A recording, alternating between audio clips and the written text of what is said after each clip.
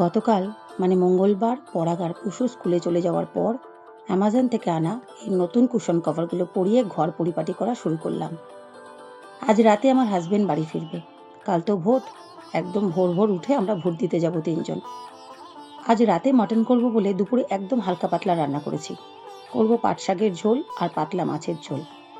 পাট শাককে ধুয়ে কেটে নুন মিষ্টি হলুদ দিয়ে সেদ্ধ করে কড়াইয়ে সর্ষের তেল, কালো জিরা, পেঁয়াজ কুচি এবং রসুন থেতো করে আর কাঁচা লঙ্কা দিয়ে হালকা ভেজে সেদ্ধ করা পাট শাকটা দিয়ে রান্না করে নেব। শেষে নামানোর সময় কাসুন্দি দেব। বলতেই হয়, বাঙালদের এই সহজপাচ্য রান্নার জবাব নেই। আবার ডোরবেল বাজলো, দেখি অ্যামাজন থেকে আবার এসেছে। প্রথমে দেখে ভাবলাম সোহাগ অর্ডার করেছে, পরে জানলাম দেওর ব্যাঙ্গালোরে বসে অর্ডার করেছে। এই ময়শ্চারাইজার, সানস্ক্রিন, টোনার আর সেরাম অর্ডার দেওয়ারে, কিন্তু সিলেকশন আমার জায়ের।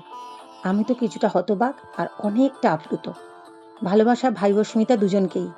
আসলে নিজেকে না, আর কেউ আমায় মনে রেখে কিছু পাঠাচ্ছে, এর অনুভূতি আলাদা। পুশু স্কুল থেকে এসেছে, রেস্টও নেওয়া হয়ে গেছে। আজ তো সোহাগও আছে। অতি সামান্য আয়োজন, কারণ ওই যে বললাম, জানি রাত থেকে বেশ কয়েকদিন একটু বেশি খাওয়া দাওয়া চলবে। আমার কর্তা আসবে যে। সাথে মিষ্টি দই রাখলাম, তা যে খায় খাবে। বাচ্চাদের আবদার আজ মাটিতে বসে খাবো মা, তা খাক। একদিন মর্জি মতো খেলে কিছু হবে না। এটাই তো বাড়ি আর রেস্টুরেন্ট বা হোটেলের তফাৎ।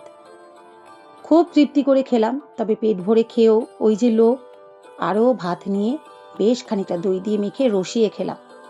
জানি আইঢাই করবে, তাও মন জিভ কোনোটাই মানল না। আজকের গল্প এখানেই শেষ, আবার দেখা হবে। তোমরা সুস্থ থেকো, ভালো থেকো।